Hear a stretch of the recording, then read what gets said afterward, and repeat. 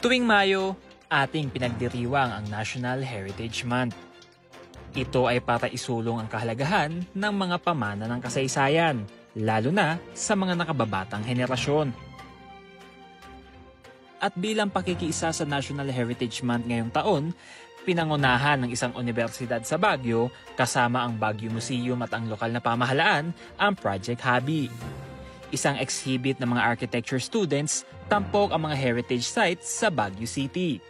Makikita rito ang mga larawan ng iba't ibang heritage sites mula noon hanggang ngayon. Layo ng Project Habi na isulong sa nakababatang henerasyon ang heritage preservation gamit ang makabagong pamamaraan.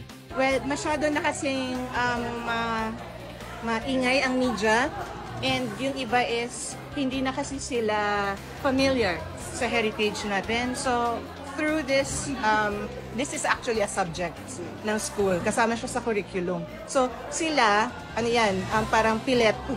Pero when they were doing the job, nagugustuhan nila na nalalaman nila yung background, yung story, yung places na pinupuntahan nila. So they got interested with history and heritage.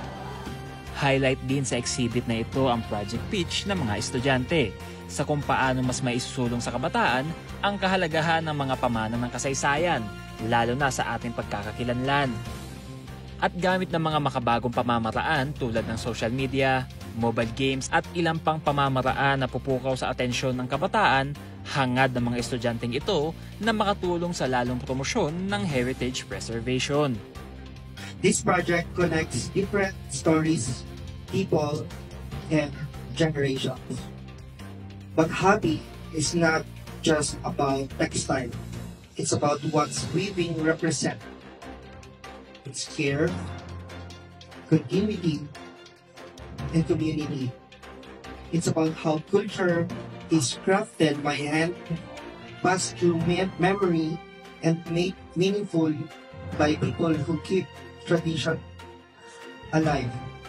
Ang pamana ng kasaysayan ay hindi lamang isang tourist spot o di naman kaya ay makalumang bagay.